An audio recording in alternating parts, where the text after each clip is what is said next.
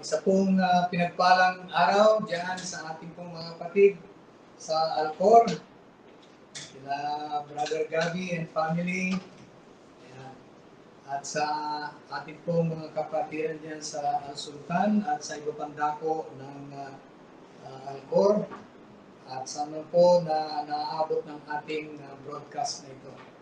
Ang ating pong magiging paksa sa araw na ito ay ang isa sa mga paboritong chapter sa Old Testament ng mga Kristiyano. At ito po ang Psalms chapter 23, where the Lord's the Lord as our shepherd is presented by King David in his song. Now, pag-aaralan po natin ito in the context of the New Covenant. Dahil nung pong i-compose ito ni David, na ang nasa isip po niya yung Old Covenant. Okay? Dahil under po siya sa Old Covenant. He was not thinking about these passages that he wrote about the New Covenant. Na itong kwan pong ito, itong Psalms 23 ay prophetic po ito. Prophetic para sa New Covenant, yung darating po talagang shepherd ng bayan ng Diyos. Now, babasahin ko muna po. Ito yung ating mga key passages. The Lord is my shepherd, I shall not want. Ibig sabihin, hindi naman po ibig sabihin, I will not want anything, kundi I will not need anything. Ibig sabihin, we will never be in need. I shall not want. He makes me to lie down in green pastures. He leads me beside the still waters. He restores my soul. He leads me in the paths of righteousness for his name's sake. Yea, though I walk through the valley of the shadow of death, I will fear no evil, for you are with me. Your rod and your staff, they comfort me.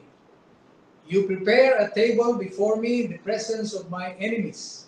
You anoint my head with oil, my cup runs over. Surely goodness and mercy shall follow me all the days of my life, and I will dwell in the house of the Lord forever. Ang original pong context nito ay yung Old Covenant in which David was a part of.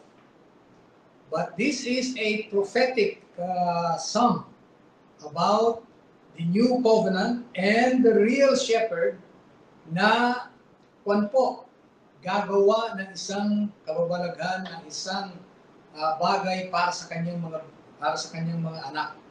At yan po ang pag-aaralan natin, Psalms 23 in the New Covenant context. Sa ating pong pagpapatuloy, hingin po natin ang patnubay ng Banal na Espiritu sa ating gagawing pag-aaral. Ang manaming banal, maraming salamat po sa pagkakataong ito na muli ay makakarinig kami mula sa inyo, Panginoon, ng mensaheng magpapalakas sa aming pananampalataya sa aming Panginoon Jesus. Inaniyaan po namin ang Banal na Espiritu upang siya ang mag-guide sa aming Panginoon, sa aming dapat na malaman. Siya ang magbukas ng aming puso't isipan, Panginoon, upang maunawa namin ang mensaheng ibig ninyo iparating sa amin. Ama, ipagpatawad niyo po ang aming mga pagkukulang at pagkakasala sa inyo. Ingatan po kami sa kapayapaan habang kami po ay nakikinig ng inyong banal na salita. Ito po ang aming dalangin sa pangalan ng aming Panginoon Jesus. Amen. Alright, ito po ang Psalms 23. Tulad ng nasabi ko na, ito po ay isa sa mga pinaka-popular passages sa Old Covenant o sa Old Testament. Ang katunayan po nito, memoryado po ito ng maraming Kristiyano. The whole of Psalms 23. Naalala ko pa nung kami bata pa at sumasali sa mga Bible games. Isa ito sa mga pinapamemorya sa amin. At we know this by heart. And so, it's a favorite passage of Scripture sa Old Testament, sa mga Kristiyano ngayon. Ang mga lyrics pong ito na kinumpose ni David ay nakompose po ito under the inspiration of the Holy Spirit. At pag sinabi natin inspiration of the Holy Spirit, the Lord must have shown David something. And from what God has shown him, he was able to write these beautiful lyrics of this song. Now, of course, meron pong experience si David na very much related dito. Dahil si David po ay isang shepherd himself. Ito pong pag-aaralan natin ito ay nabubuo po sa 4 na bahagi. Yung historical and cultural context po ng Psalms 23. Para malaman natin ano yung mga surrounding circumstances kung paano po nasulat itong napakagandang awiting ito ni King David. At pag-aaralan din po natin kung bakit itong Psalms 23 ay isa pong messianic prophecy. Tulad ng marami pong passages sa Psalms na nagkaroon ng katuparan sa buhay ng ating Panginoong Jesucristo, ang Psalms 23 po ay isa ring messianic prophecy. And Jesus Christ himself claimed to fulfill this messianic prophecy of Psalms 23 when he claimed to be the good shepherd. Nag-claim talaga siya, I am the good shepherd. So ito po ay isang messianic prophecy. And then we will consider Jesus as the good shepherd. At yung mga believers naman as the sheep of his pasture. Yan po ang ating pag-aaralan. Okay, tingnan natin po yung historical at cultural context nito. Tulad po nung nasabi ko sa pag-aaral natin sa Law ni Moses, itong Psalms din po ay naisulat sa language po ng contemporary Israel, yung panahon po ni Salmista David. Ibig sabihin po, ang context nito, merong cultural context ito, merong context ng political as well as economic circumstances during the time it was written. Noong pong panahon na yon, ang economy ng Israel ay nakabatay po sa agriculture. Ibig sabihin po, wala pa silang mga industries noon, tulad ng mga industries natin ngayon. Agriculture lang po ang ikinabubuhay ng mga tao mostly noong panahon na yon. At dahil po doon, ang hanap buhay po ng mga tao noon, kung hindi ka farmer, ikaw ay shepherd. Okay? Yung pong mga tradesmen tulad ni Jesus Christ, very rare po sa panahon na yon. Yung mga karpintero, konti lang po. Right? Hindi tulad ngayon. Marami ang karpintero, marami ang mason. Right? Noon po, mas marami po ang farmers at ang mga shepherds kesa sa ibang profesyon po. Dahil yun po ang kanilang economic base. Yung pagtatanim at saka yung pag-aalaga ng mga hayop.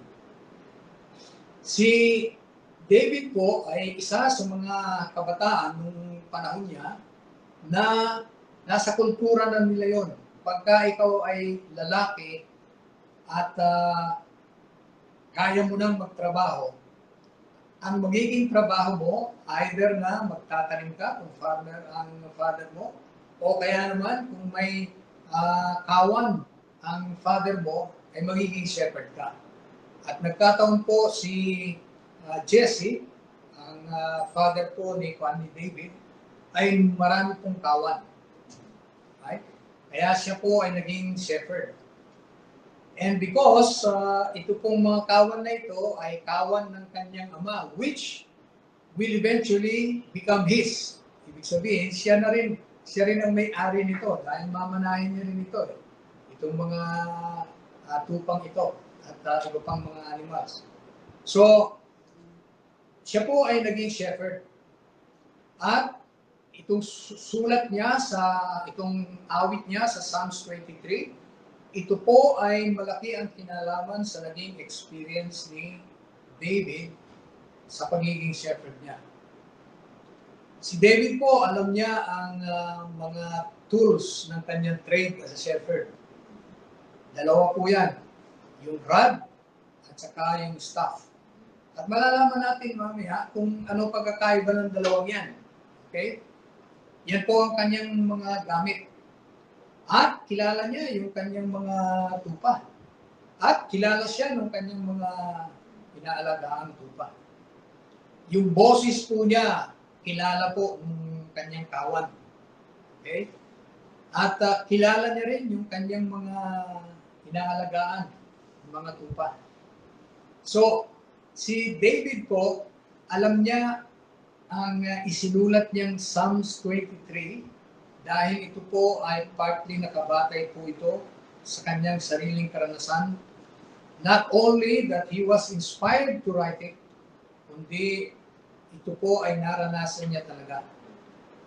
Now, doon po sa lugar na yon, ng Palestine, nung panahon na yon, yun po ay magkahalo pong barren land at saka po mga grasslands. Ibig sabihin, may lugar na tinutubuan ng grass, meron naman pong barren.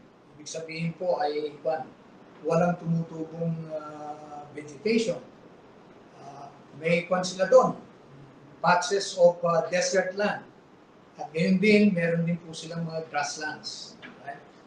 So ang mga shepherds, alam po nila yung lugar kung nasaan yung grasslands at alam din po nila kung saan yung mga shortcut. Para sa ganoon, pagka ilalabas na nila yung kanilang kawan, alam na po nila kung saan nila dadalhin.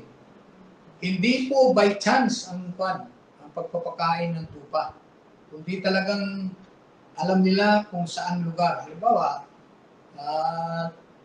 ngayong araw na ito, dito nang hinain yung kanyang mga kawan. Siyempre, nakain na nila yung mga grass tops. Kailangan lumipat naman sila sa susunod na araw, doon naman sa hindi pa nila nakainan. Samantalang nagkuha naman ito, umuusbong na naman yung panibagong ng mga kinainan nila. Grass. So, lang po, paikot-ikot lang sila. Okay, dun sa mga grasslands.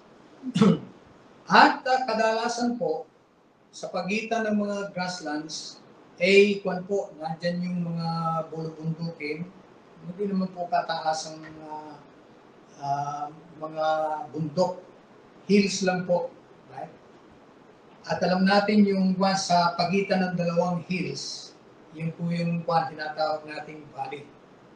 At sa valley po, delikadong lugar yan para sa mga tupa dahil dyan po nagbabantay yung mga wolves, yung lion o kaya bear na gustong sumila, kumain ng mga tupa.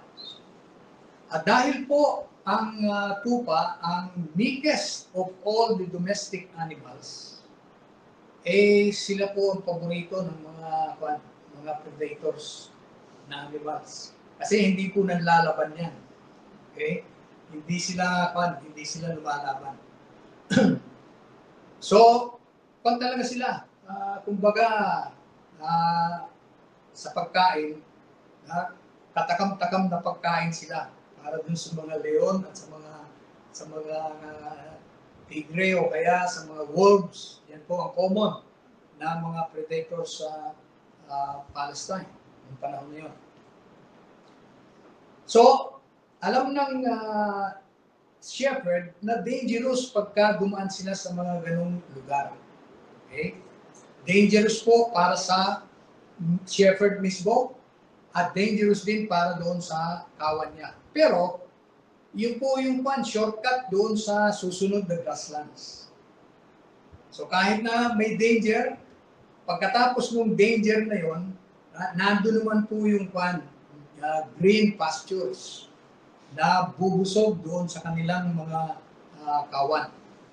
So, kahit na medyo dangerous yan, dala-dala naman ni ng shepherd, yung kanyang rod and staff, na panlaban po yung rod, yun ang pambambo niya sa mga predators na gustong kumain sa kanyang mga tupa.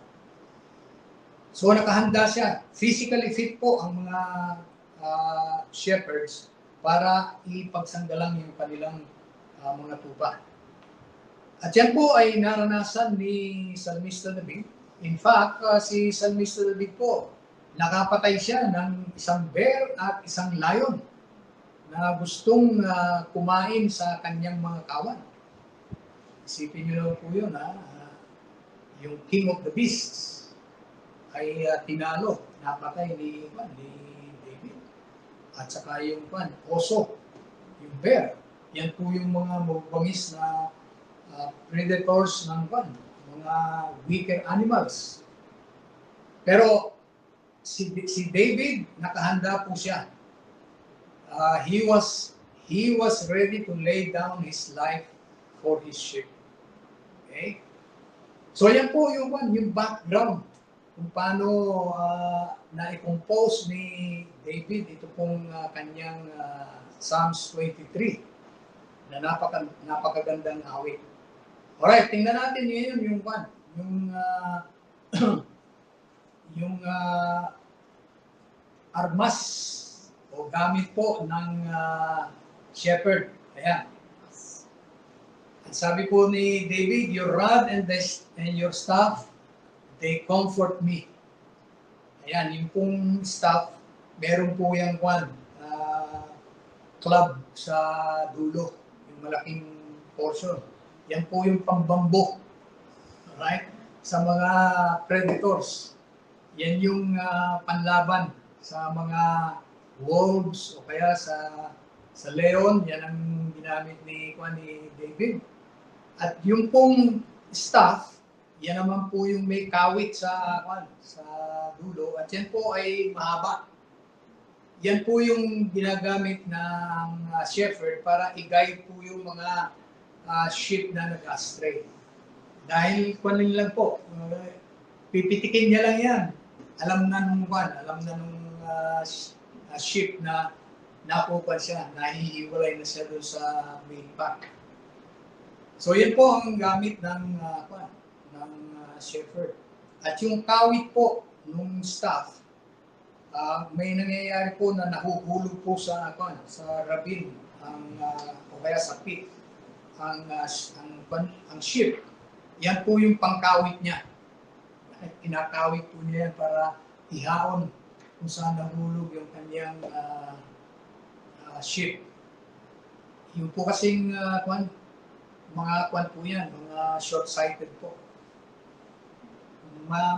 Ang nakikita lang nila yung malapit sa kanila. Hindi po nila nakikita yung malayo. Mga short-sighted ang mga sheep. At dahil po dyan, madalas na mawalay sila doon sa main pack. At pag nawalay sila, nawawala, kung saan-saan po sila napupunta, at madali po silang mahulog sa mga pit dahil short-sighted sila. Madali silang mahulog sa mga dangerous na lugar. So, yan po ang gamit ng shepherd, yung rod at saka yung staff. Now, alam ni David yung characteristics ng kanyang mga sheep. In general, yung pong kanyang mga sheep, yan po ay mga, sabihin natin, harmless na animals. Hindi po yan nanlalaban. Hindi yan tulad ng ibang animals na pagka sinaktan mo, manlalaban. Ang kwan po, hindi. Hindi yan nanlalaban. Very meek sila. Very submissive sila. Kaya kailangan po na may kwan sila, may protector sila. At ang shepherd po, yan ang kanilang protector. A good shepherd was willing to lay his life down for the sheep. Yan po ang isang characteristic ng mga tunay na pastol ng tupa, tulad ni David. And I'm talking about this literally. Talagang ganyan po ang mga pastor na pag-aari nila yung kanilang pinapastoran. Alright. So, tingnan natin. Messianic po, yung Psalms 23. Ngayon, anong ibig sabihin ng Messianic? Na yung pong paglalarawan dyan ng metaphor na ginamit ng ating Psalmista David, yung shepherd and sheep relationship, yan po ay prophetic utterance po ng relationship ng ating Panginoong Jesucristo at ng kanyang mga tao, ng kanyang bayan. Kaya prophetic po ito. Mapapansin ninyo na ang Psalms 23 ay nagsisimula sa salitang "The Lord is my shepherd." Yung pong salitang Lord, yan po ay sa Hebrew ay Yahweh. Yahweh is my shepherd. At ang ating pong Panginoong Jesucristo, ang pangalan po niya talaga ay Yahweh Yeshua sa Hebrew. At sa Greek naman, na inilikas nila sa Greek, Isos ang ang tawag. At sa English naman, Jesus ang pagkakasalin naman. Okay? So, Yahweh Yeshua, ito po yung pangalan talaga ng ating Panginoong Jesucristo. Which means, the Lord is Savior. Yun po ang ibig sabihin niya, or the Lord saves. Yahweh saves. So, ito po ay prophetic dun sa pagdating ng Messiah na kukunin niya yung pangalang Yahweh. Alright? Isa pa, ang sabi po dyan, He leads me in the paths of righteousness. Na primarily, ang pangunawa po ng mga tao ngayon, itong righteousness na ito yung righteousness natin personal. Okay? Pero, tulad ng nasabi nga ni Isaiah, our righteousnesses are as filthy rags. Isaiah 64 verse 6. Hindi po ito primarily tungkol sa righteousness natin na dinidevelop natin bilang believers. Ito po ay first and foremost, tumutukoy sa righteousness ng ating Panginoong Jesucristo na siya pong nakakapagligtas na righteousness. Na pagka tayo ay nanampalataya sa Kanya, ang righteousness na yan ni Jesus Christ na ginawa niya 2,000 years ago in our behalf, yan po ang ibinibilang para sa atin na para bang tayo ang sumunod ng sakdal sa kalooban ng Diyos. Yan po ang diyan tayo nililid ng good shepherd sa righteousness na yan. So, yung pong ang sabi diyan, and I shall dwell in the house of the Lord forever. Ang tinutukoy pong house of the Lord ni Psalmista David po rito is particularly the sanctuary. Kung nasaan po yung most holy place and holy place, kung nasaan po yung Ark of the Covenant, yan po ang tinatawag ni David na house of the Lord. Okay? Kailangan alam natin yung sitwasyon ni David noong panahon na yun. He was not thinking about a house somewhere else. He was thinking of the house where the Lord has put His glory in, yung Shekinah. Right? Kaya tinawag ni David ito na house of the Lord. Ang tawag ng Panginoon na dito my house. Kaya tinawag ni David na the house of the Lord. Yan po yung sanctuary ng panahon ni David o tabernacle, which later on, during the time of Solomon, iginawa po ng permanent na building. Nagkaroon ng permanent building yan na tinawag namang temple. Yun po ang tinutukoy niya na He will dwell in the house of the Lord forever. Nung panahon ni David, tolda pa lang yan. tent na movable. Okay? Kung saan nila inililipat-lipat yan. Dahil kwan pa sila noon. Hindi pa sila completely na nag-settle sa Kanaan. Panahon pa ng kwan yun. Binigyan pa nila yung mga nations na dinatnan nila doon. So, yun po ang tinutukoy niya na house of the Lord. Noong panahon niya, lagi po siyang bumubisita sa basta nandun lang siya at wala siya sa field of battle, hindi siya nagkikipagdigma. Si David po, madalas na pumunta sa sanctuary. Dahil alam niya na nandun yung presence ng Diyos. Yung Shekinah glory na nandoon po sa taas ng mercy seat ng cover ng Ark of the Covenant. So, lagi siyang pumupunta doon. Naalala niyo pa, pagkatapos ng gera. Right? Pagkatapos ng gera, pauwi siya kasama ng mga sundalos niya. Nagugutom sila, siyempre, galing sila sa gera. Alam niyo po, ang una niyang pinuntahan ng sanctuary. At dahil alam niya na merong pungkwan doon, merong mga tinapay lagi, pumasok siya doon at kumain siya. According to the law of Moses, unlawful po na kumain ang mga hindi naman pare doon sa loaves of bread na nandoon sa sanctuary. Pero, hindi yung ibinilang ng Diyos na kasalanan kay David at saka doon sa kanyang mga soldiers na dumaan doon. Okay? Ganyan po si David ka-close doon sa sanctuary. Kaya ang kanyang desire to dwell in the house of the Lord forever. Basta wala po siyang ibang ginagawa, nandun siya sa sanctuary. So, yan po ang context talaga ng Psalms 23.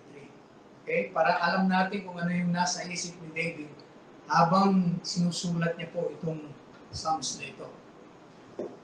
Okay, so now, dahil prophetic ito, dumating po yung tunay na Good Shepherd. And Jesus claimed to be the Good Shepherd. There was no ambiguity dun sa claim ni Jesus Christ. At yung mga nakikinig sa kanyang mga Jews, naunawaan nila na he was claiming to be the fulfillment of Psalms 23. Nung sabihin niya, I am the good shepherd, they understood na he was claiming to be the good shepherd of Psalms 23, which is Yahweh. In so doing, naunawaan nila na Jesus Christ was claiming to be God, the shepherd of Israel. Pero ang nakakalungkot, hindi po siya pinaniwalaan. They understood his claim, but they did not believe his claim. Yun ang nakakalungkot doon. Sabi ni Jesus Christ, I am the good shepherd. The good shepherd gives his life for the sheep. I am the good shepherd, and I know my sheep, and am known by my sheep, by my own. As the Father knows me, even so I know the Father, and I lay down my life for the sheep. So, ayan po, claim na niya na siya yung good shepherd ng Psalms 23. So, eto na po yung fulfillment. Alam niyo po, isa sa mga proof na ang ating Panginoong Kristo ang siyang Messiah ng Old Testament, right? Yung promised Messiah sa Old Testament, ay yung fulfillment niya ng mga messianic prophecies sa Old Testament. At ito po ay isa sa mga fulfillment ng ating Panginoong Kristo ng Old Testament passage, which is Psalms 23. So, claim niya, siya yung good shepherd ni David. Okay? Now, the Jews understood Jesus was claiming to be the shepherd, the Messiah of Psalms 23.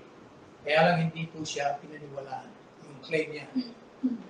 Kinumpare ni Jesus Christ yung sarili niya doon sa mga shepherd na hirelings po, yung mga inuupahan lang. Yun daw mga inuupahan lang na shepherd na hindi naman nila pag-aari yung sheep. Pagka dumarating na yung mga wolves, nauna pa silang tumatakbo kaysa doon sa mga sheep. Dahil, ang sabi po ng ating po, because they do not care for the sheep. Pero ang ating pong Panginoong Jesucristo, sheep niya talaga, pag-aari niya itong mga kawang ito. Sa Kanya sila. And because of that, He cares for them. He loves them. And He was willing to give up His life for the sheep. At alam po naman natin na ito ay tinupad na niya. Ibinigay na po niya talaga ang sarili niya para sa kanyang mga kawan. So, yan. Gusto kong i-apply natin ngayon sa buhay natin ang pagiging ang pagiging shepherd ng ating Panginoon. Right? Tayo po yung mga sheep. At bilang mga believers po, para tayong mga sheep, una, we went astray. Madalas, kino-compare tayo ng kasulatan sa mga sheep. Una, we were like sheep, we went astray. And we went to our own ways. Pero mabuti na lang ang Panginoon, tayo po ay mahal niya. At siya na po ang gumawa ng paraan para hanapin tayo. Tayong mga wayward na sheep niya. At natagpuan nga tayo. At dinala niya tayo sa kanya pong sheep pen. At kinailangan na i-wish niya ang kanyang buhay. Dahil tayo po ay mga tupa na nagkasala. At under tayo sa judgment ng Diyos dahil po sa ating mga kasalanan. We were under the death penalty. At dahil po sa death penalty na yan, ang ating Panginoon ay ibinuwis niya ang sarili niyang buhay para sa kapatawaran ng ating mga kasalanan. Totoo yung sinabi niya, a good shepherd lays down his life for the sheep. At ginawa po niya talaga. Right? Meron kayong mapapansin sa Psalms 23, kung babasahin niyo. Yung first 3 verses, makikita niyo na the writer, David, referred to the Good Shepherd as a third person. He used the word he, his. Right?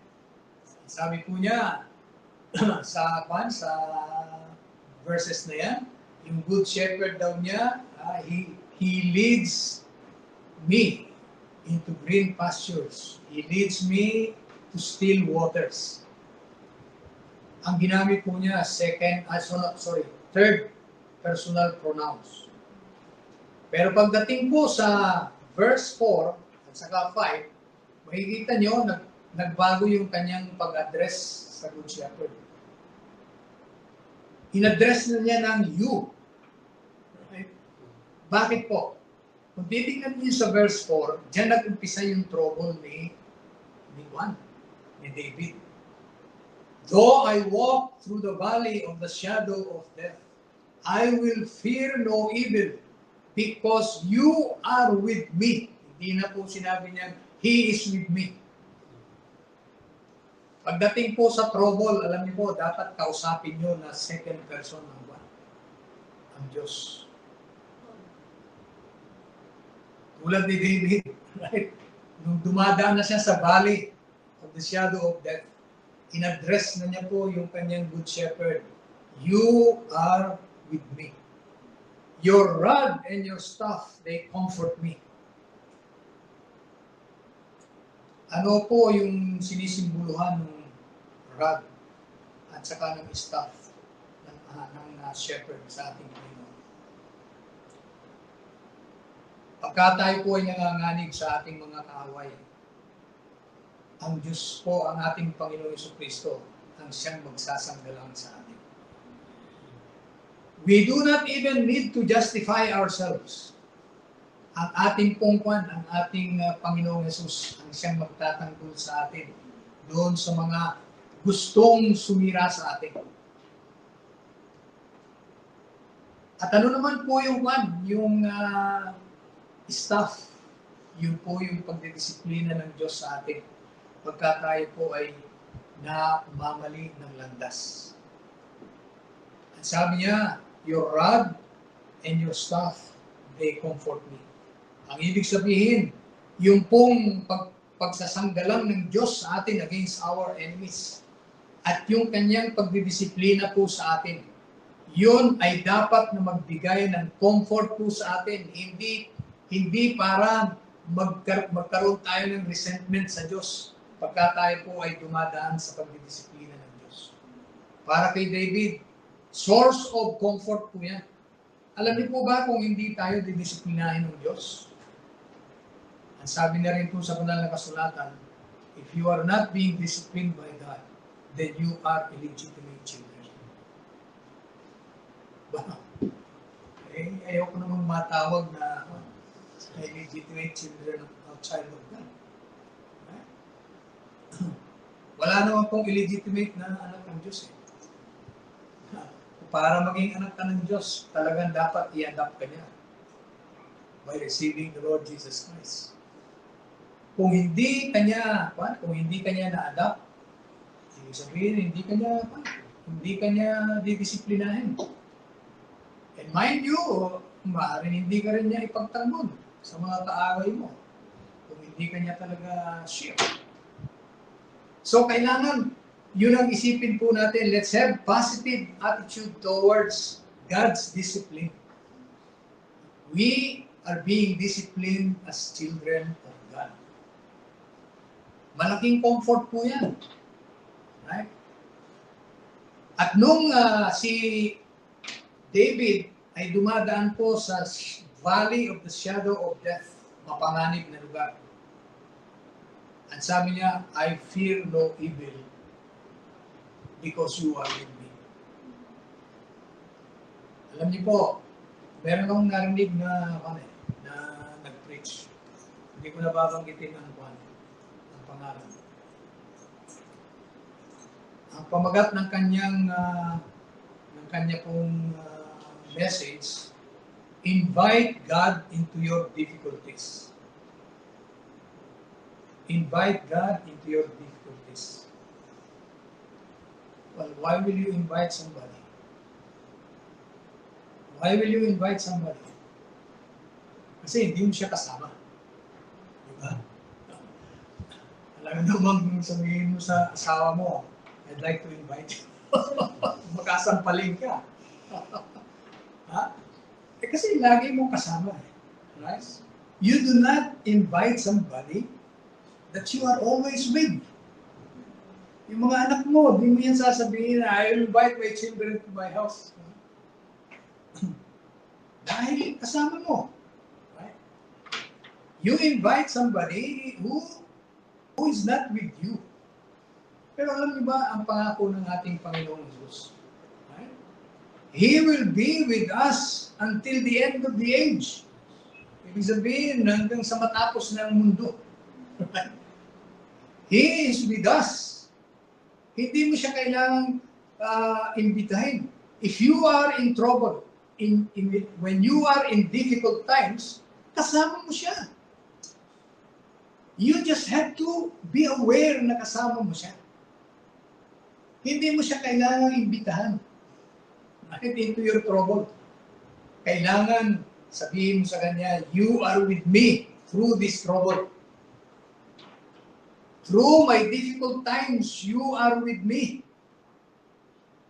At dahil conscious ka na God is with you, Jesus is with you, when you are passing through the valley of the shadows of death in your life, pagka alam mong He is with you, nawawala yung malaking bahagi ng fear mo. I'm not saying na the fear is completely gone. Right? Dahil imperfect pa tayo. There will be some fear. Pero mas namumuna po sa atin yung comfort ng Diyos.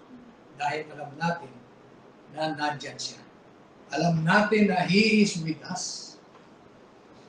Si David, pagka nasa trouble na siya, makikita niyo sa Psalms, "You are with me." Hindi po siya kailangang imbitahan pagka nasa difficult times tayo. Kasama natin siya. Naalala ko tuloy yung natatandaan niyo yung sina Shadrach, Meshach, Abednego. Kasama nila ang ba? Hindi man nila nakikita. Hindi man nila nakikita ang Diyos. Pero they know He is with them. Kaya ang sabi nila dun kay Haring Nabucodonosor, nung pinipilit silang payukuin yung sa larawan na ginawa ni Nabucodonosor.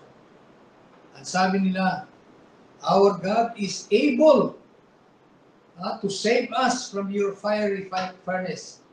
And even if He does not," sabi niya, hindi pa rin kami yuyuko sa plano.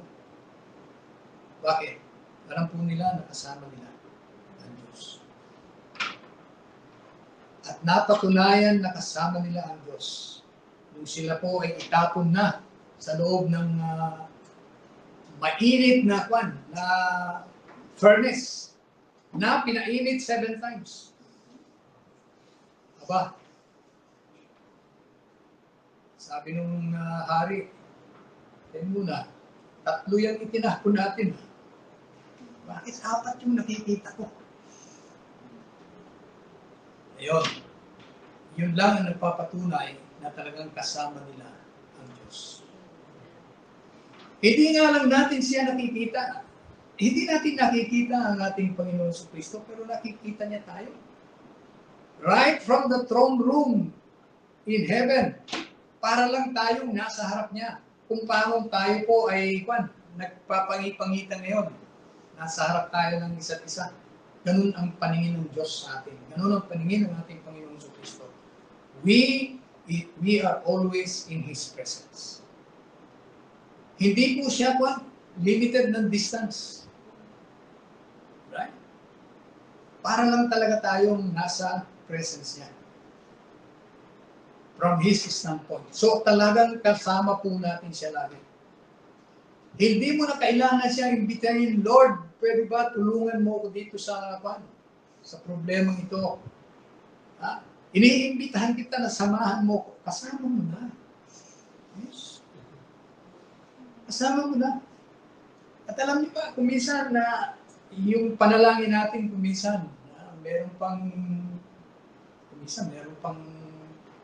tawag dito, pagmamadali at pagtatampo. "Lord naman, alisin mo na ako dito sa problema ito." Instead na, "Lord, maraming salamat at kasama kita dito sa problema ito." Right? Gustong-gusto natin, "Lord, pwede ba alisin mo na ako dito sa problema ito?" Kailangan po bago yung ating attitude. Right? Kung talagang kilala natin ang ating Panginoon and we really believe that He is with us in all circumstances in life, including our troubles, dapat po sabihin natin sa Kanya, "Lord, maraming salamat at kasama kita kahit na sa mga troubles na ito." Alam niyo po, kung magkakaroon kayo ng ganung consciousness, kahit na nasa gitna ka ng trouble, gaya ng yung 3 Hebrew youth na yun, kahit na nasa gitna sila ng apoy, dahil alam nilang kasama nila ang Diyos, meron silang kapayapaan. Ganun din naman sa atin. Kahit na nasa gitna tayo ng trouble, alam natin kasama natin ang Diyos. At alam niyo po, dahil kasama natin ang Diyos, He will always see us through. Dumadaan ang shepherd kasama ng kanyang mga kawan sa valley of the shadow of death. Dahil yun po ang shortcut papunta sa greener pasture. yung pong mga troubles natin, pati na yung pagdidisiplina sa atin ng Diyos, yun po ang shortcut para umabot tayo doon sa greener pasture na alam ng Diyos na inihahanda niya para sa atin. The greater the struggle, sabi nga, the sweeter is the victory.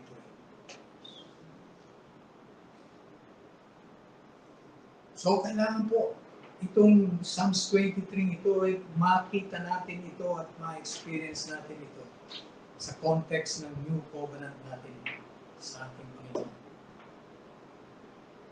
He is with us. Right? And instead of yung parang minamadali mo ang Panginoon, naalisin ka sa trouble na kinasaglakan mo. Pasalamatan natin ang Diyos na kasama natin siya kahit na sa ating mga troubles. I will never leave you nor forsake you. Yun po ang pangako ng Diyos natin. So kahit na dumarating tayo sa trouble ng sakit, may pinagdadaanan tayong matinding karamdaman. Right? Sabihin natin sa Panginoon, salamat Lord na kahit na dito sa mga difficult times ng buhay ko, kasama kita. And you will see me through. Sa mga may pinagdadaanan, lahat naman po tayo ay pinagdadaanan. Ang Psalms 23 po ay isang encouragement sa atin na ang Diyos ay kasama natin. Ang ating Good Shepherd ay kasama natin lagi. Hindi na natin siya kailangang imbitahan pa. And let us be thankful that He is with us even in the very difficult times of our lives. Kasama natin siya. At siya po ang gagarantiya na He will bring us through these troubles and difficulties. Pagpurihin ang Panginoon dahil meron na po tayong Good Shepherd ngayon. Yung Good Shepherd natin, already He has laid down His life for His sheep para sa atin. Hindi na natin tatanungin, ano kaya? Kung dumating kaya sa dipit, iaalay kaya niya ang buhay niya? The Good Shepherd natin ito, He has already done it. Meron po sa buhay ng tao, and I mean sa lahat ng tao, mayroong darating na time na haharapin po natin ang justisya ng Diyos. At yan po ang pinakamalaking problema ng tao. Yung pagdating na makikipagsulit na tayo sa Diyos. And God has appointed a day of judgment for all. Yan po yung pinakamatindi. Alam niyo po, i-compare niyo yung day of judgment na yan, i-compare niyo sa mga troubles natin ngayon. Itong mga troubles natin ngayon, walang kwenta. Kung i-compare natin pagdating doon sa Day of Judgment. At yung pinaka-critical, pinakamaselan, at pinakamapanganib na yugto sa ating buhay, inialay na ng ating Panginoon ang kanyang buhay para sa ating mga tupa niya. So, it is no longer a question whether the Lord Jesus Christ will lay down His life for us. He already did. Para sa ganun, pag hinarap natin itong nakakatakot na Judgment Day, hindi na po tayo matatakot. Dahil alam na natin na He already laid down His life for us, His sheep. So yung trouble natin ngayon, right? Kailangan let's get encouragement. Pagkat may pinagdadaanan tayo, let's get encouragement from Psalms 23 in the context of the New Covenant that Jesus Christ, our Good Shepherd, is here with us. Hindi po siya maalis, right? Hindi po siya naglalamierda lang. Kasama po natin siya sa lahat ng ating troubles. Okay? So, huwag niyo pong imbitahan Dahil pagka inimbitan nyo, ibig sabihin, nandun siya sa ibang kwan, hindi kailangan nyo pang imbitahan. No! Our good shepherd is with us. Amen.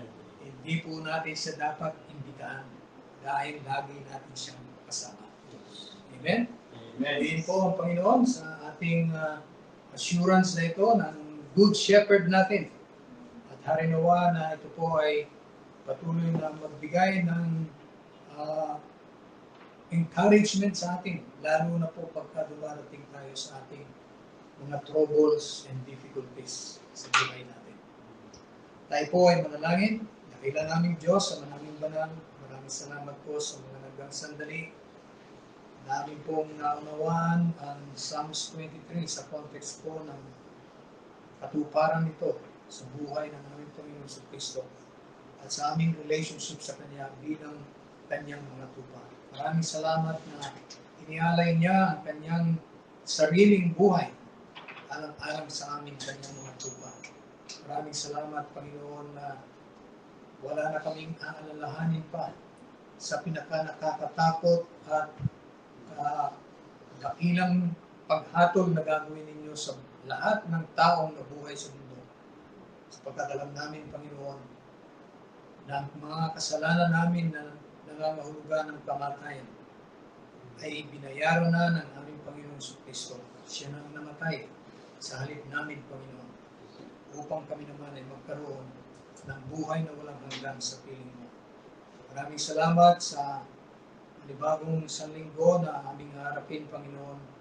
Hiling po namin na kayo muli ang mag-ingat sa amin, kayong maging protector namin bilang aming good shepherd. Pagsanggalan niyo po kami sa aming mga kaaway. At gayon din, kami po ay disiplinahin ninyo kung kami ay nawawalay sa inyong mga kaaway. Maraming salamat, Panginoon, sa patuloy na provision ninyo sa pangangailangan namin at ng mga mahal namin sa buhay. Alam namin, Panginoon, na hindi kami magkukulang sa aming pangangailangan. At alam namin, Panginoon, na kayo rin na magbibigay sa amin ng spiritual strength na kailangan namin upang kami po ay managumpay sa aming mga kahinaan at sa mga tuksong darating sa aming buhay. Ama, palain niyo po ang isang linggo ito na aming harapin. Makapagdalanawa po kami ng kalwalhatian sa dakila ninyong pangalan at patuloy namin maipangaral sa iba ang magandang balita tungkol sa aming Panginoon sa Kristo.